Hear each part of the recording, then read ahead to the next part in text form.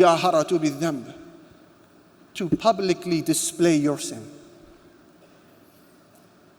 Every one of us has skeletons in his closet, in her closet. But what makes the sinning believer different is that he or she tries to keep those skeletons right there. They don't want the world to see those sins. They're not proud of them. Even if they're celebrated by social constructs and celebrated by social media and celebrated by celebrities, they are ashamed of their weaknesses. The brother, the sister, they see their sins as chinks in their armor, blemishes to their iman, dirt on their name. You don't want people to see it. You're ashamed of your sin. You cry about it. And that is a sign of iman. And that is why the Prophet sallallahu alaihi wasallam said, "Man sarrathu hasanatuhu wa sa'athu sayyi'atuhu fadhalikumul mu'min." Whoever is happy when he does a good deed and he is grieved when he commits a sin, that is the believer. He didn't say the one who doesn't commit sins. He said the one who is happy when he does a good deed, sense of accomplishment, satisfaction. And whoever is upset and consumed in pain when he finishes from a sin, that is the believer. Allahu Akbar.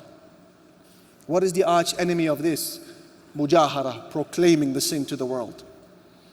Because this person is saying, I am a sinner and I don't care. I've disobeyed Allah and let the world see what I have done.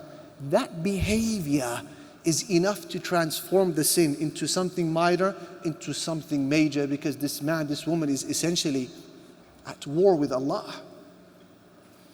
This is me without my correct Islamic clothing and let the world see it through my socials.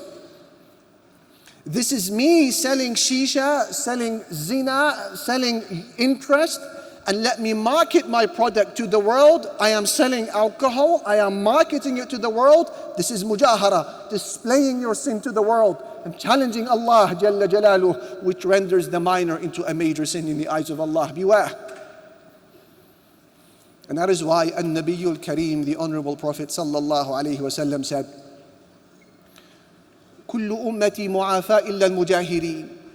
Every individual of my nation on the day of judgment will be given well-being, afiyah. They will be safe, inshallah, on the day of judgment, except the mujahirin, meaning except those who publicly display their sins to the world.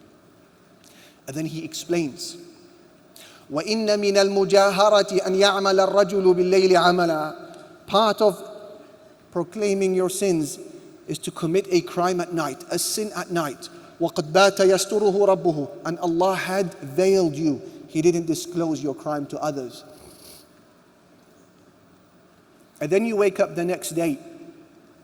And then this person says, يَا فُلَانْ عَمِلْتُ اللَّيْلَةَ كَذَا وَكَذَا. Oh, so-and-so, guess what I got up to last night? I did such and such. The hadith says, وَقَدْ بَاتَ يَسْتُرُهُ رَبُّهُ. Although he fell asleep with the veil of Allah, فَيُصْبِحُ يَكْشِفُ سِتْرَ اللَّهِ عَنْهُ. But he wakes up and he voluntarily removes the veil of Allah.